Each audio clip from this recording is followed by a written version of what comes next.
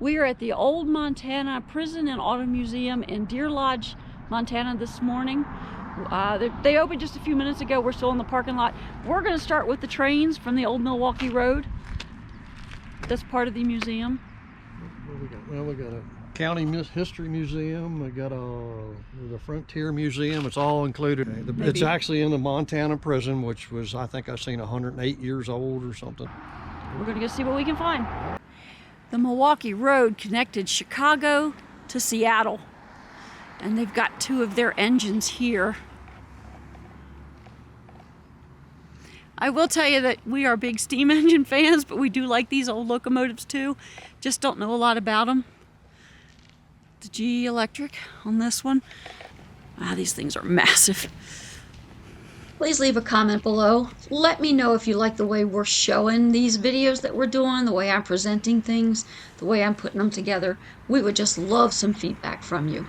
Please remember, I did not grow up with this technology, and I'm self-taught on everything that we do. We've got some placards and a display here commemorating the driving of the last spike for the Northern Transcontinental Railroads, and talking about how the celebration on September 8th, 1883, they spent nearly $250,000 to commemorate the final completion of this railroad. That's a lot of money. The Milwaukee Road last spike was in 1909 near Gold Creek, Montana, 17 miles west of here. There's also a Milwaukee Road caboose on display. Looks like it's number 992185. It is open for you to walk through and see how they lived in those cabooses back in the day. They also have some information, historical displays about the railroad itself, and in particular the electric engines that were originally built for Russia, but due to the Cold War, they ended up staying here in the United States. Talks about how the name Little Joe refers to Joseph Stalin. Very interesting. Now let's head into the museum itself.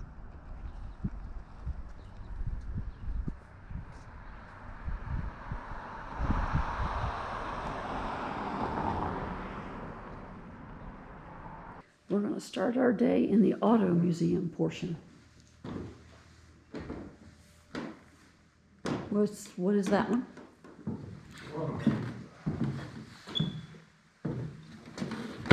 1903 Ford Runabout. Okay, Dave was just reading this. It's a 2-cylinder, 8 horsepower. Yeah, water-cooled. Water-cooled, top speed 30 miles an hour. Which was enough with the way the roads were back then. And in the back we have a Mormon handcart, like they used to traverse across the prairies. Doctor's buggy.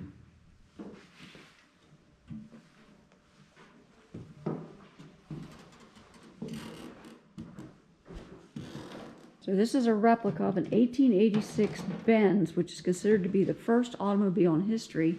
See the engine here in the back ran on white gas, which is what I think we always called kerosene.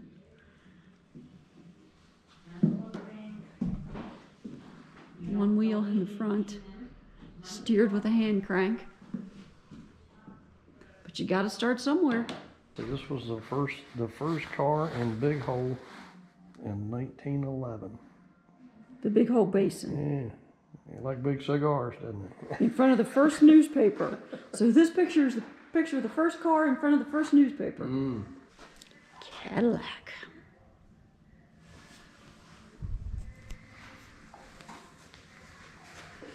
Dodge Brothers touring car from 1916.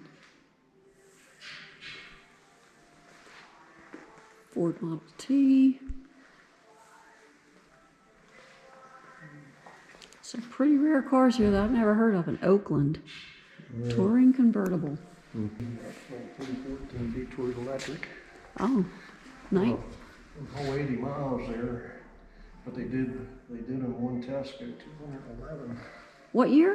1914. 1914 electric car. I have heard and read that electric cars were starting to be produced back at the turn of the last century. Its name of the car is Detroit Electric. Detroit Electric said average 80 miles. I'd like to look underneath and see what the batteries look like. 1912 Flanders Studebaker. Well, only product was sold through Studebaker. So it's a Flanders, made by Flanders, but labeled Studebaker. Ford Speedster. Yellowstone Trail, 1915. We're here in 1932 Plymouth.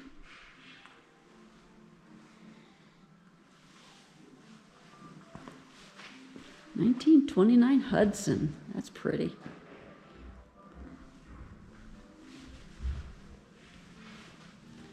$1941 Packard.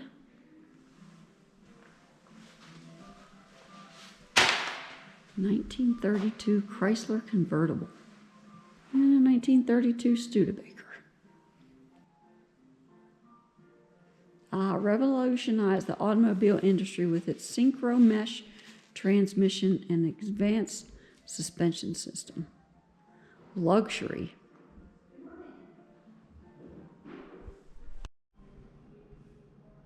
They've got a display here with pictures talking about car camping in the 1920s. There was a Deer Lodge tourist camp, which is now occupied by the KOA campground.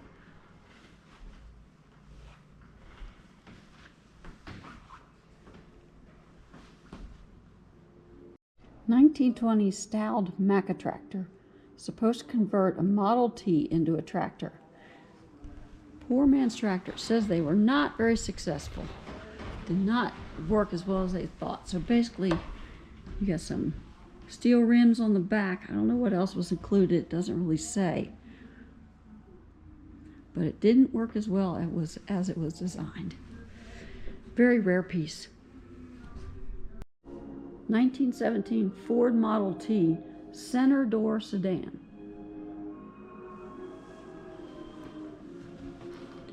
'24 Roadster. 1926, as my father would say, Chevrolet. Don't know why, but he always called them Chevrolet. Coupe. 1927 Chevrolet. Model A Coupe. Model T Coupe. Another Model A. Oh, pickup. Roadster pickup. Closed cab pickup. 1929 Ford Model A pickup. As in any good car museum, there's a nice display of tools and parts and also some sales literature. 31 Ford.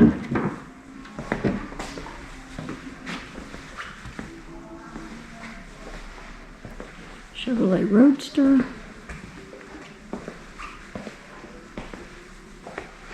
DeSoto Deluxe from 1930.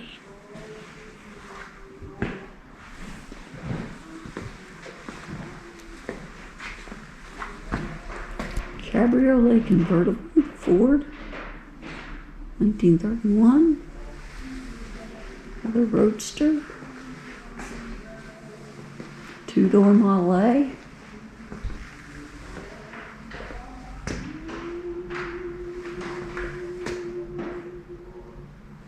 Model A station wagon, 1929.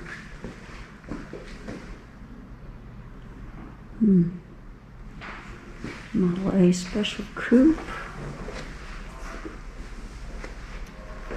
And another Hupmobile from 1928.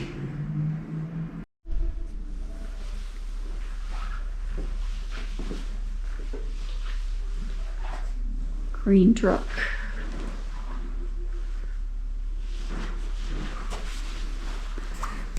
Hudson Power Dome engine.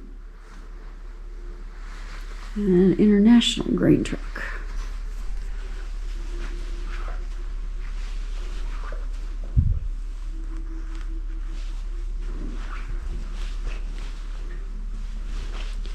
$1928 REO Speedwagon.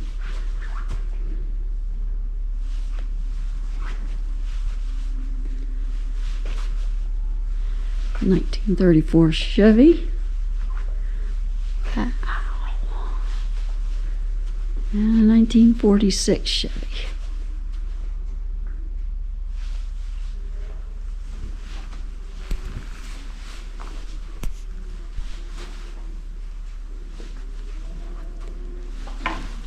(1951) Country Squire station wagon.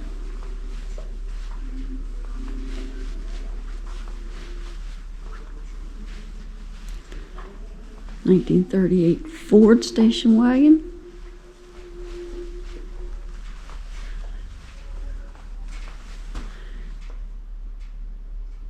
Look at that camper from 1933. Contained a furnished home.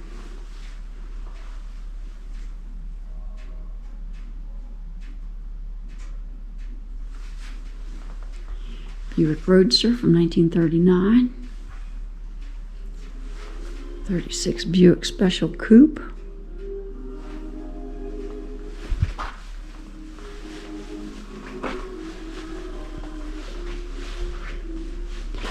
(1935) LaSalle. 1948 Ford Super Woody.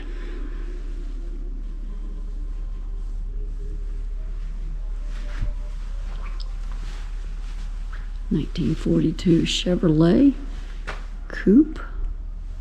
They've done a great job on the exterior restoration on these vehicles. They are beautiful. 47 Ford. DeSoto Airflow. Look at how the windshield pops out. Would you look at that?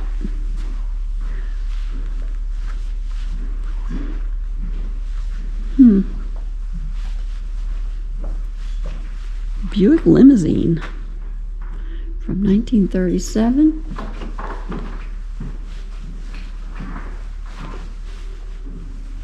(1932) Nash.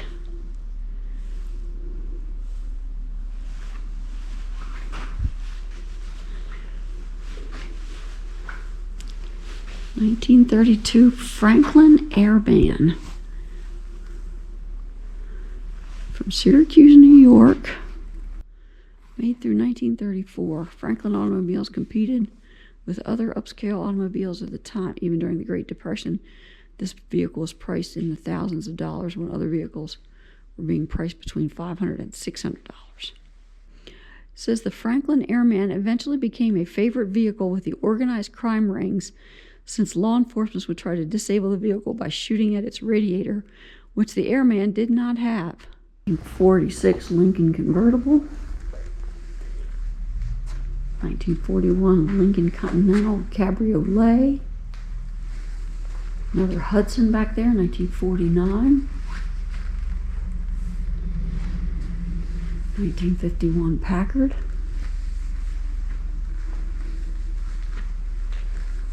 1954 Studebaker. 1951 Ford V8 Deluxe. 4-door sedan. Wow. I bet you that's a rare car.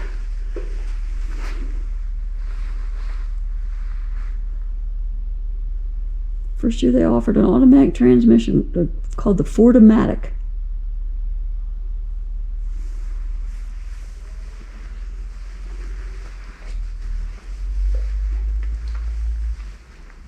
Mercury 4-door sedan.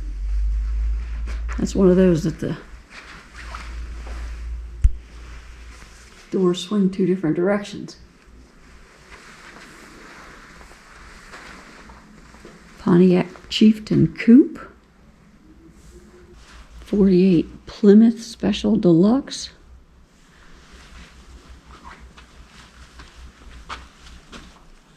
A little dark in there, can't really see that.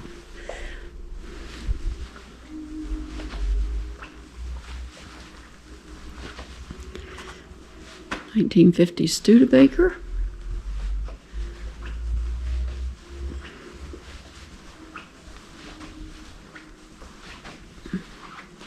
1951 Chevrolet Coupe. A lot of these vehicles are on loan from people, not necessarily owned by the museum. 1938 Ford 5-window custom coupe.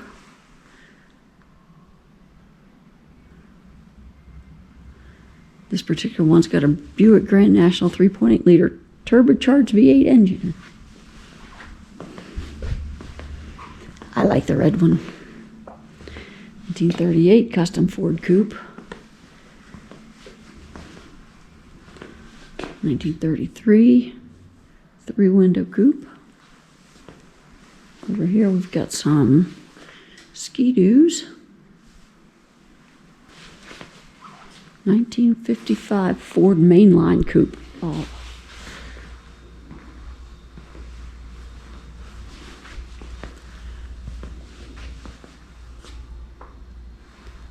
'55 Fairlane Crown Vic.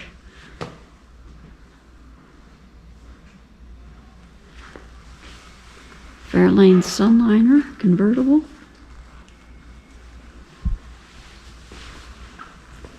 '56 Ford Fairlane Club Victoria. Dedicated to the memory of Ralph Warnston of Butte, Montana. 1955 Chevrolet Bel Air.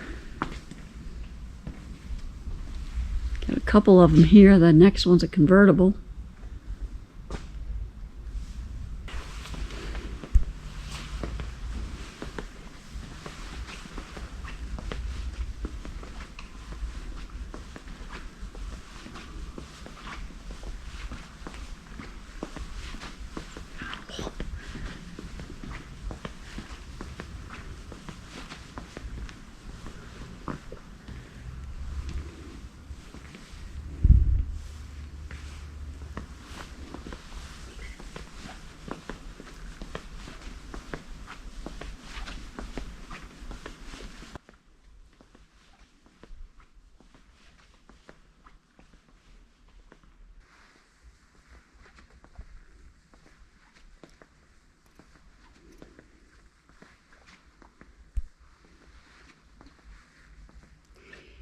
These cars are all older than both of us, but they were still on the road when we were growing up. Somebody I went to school with drove a Chevy Nomad. I don't remember who it was. In the parking lot at the high school. These all belong to that Sherman Bonnie. Yeah, Anderson. a whole bunch of them do, yeah. Quite the car collection.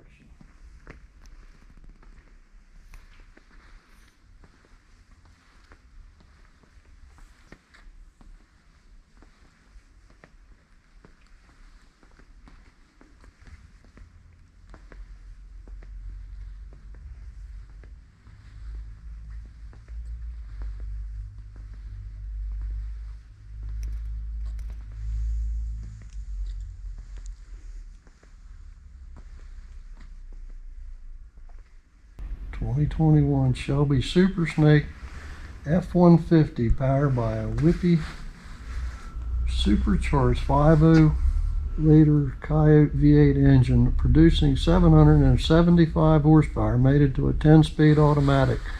List price $179,370. Got Shelby on the front.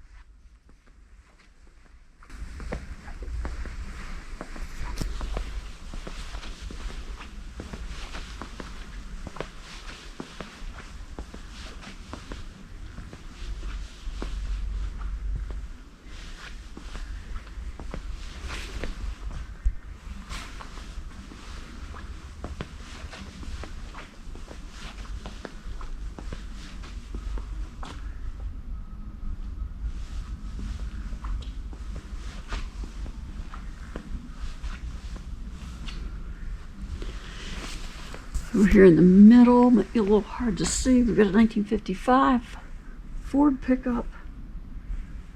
A 1962 Willys pickup. And a 1969 Chevrolet Stepside.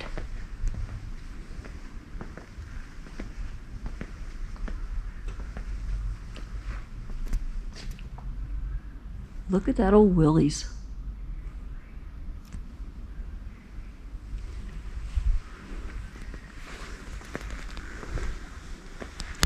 El Camino. And then we got a Nova SS.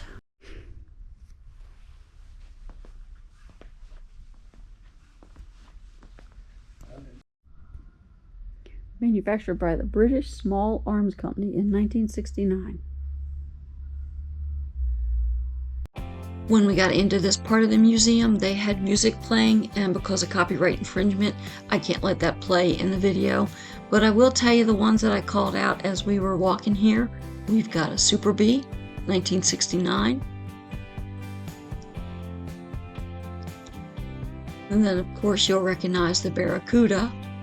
And then down at the end, we've got another one of those British small arms motorcycles.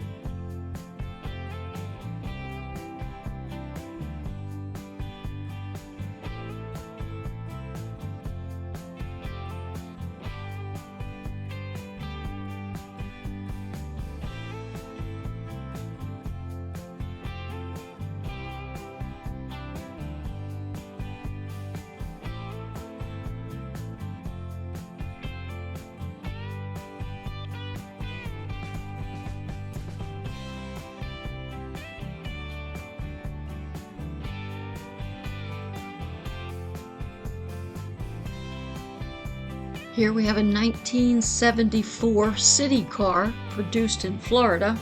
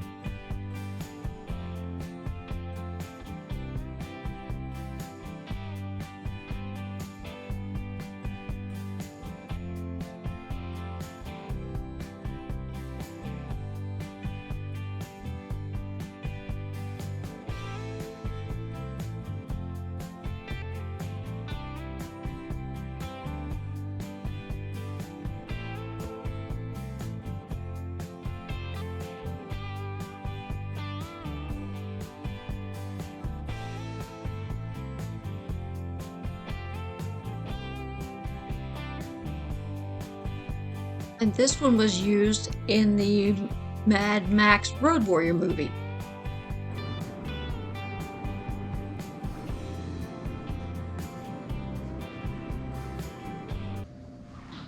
Ready to go to prison? Yep.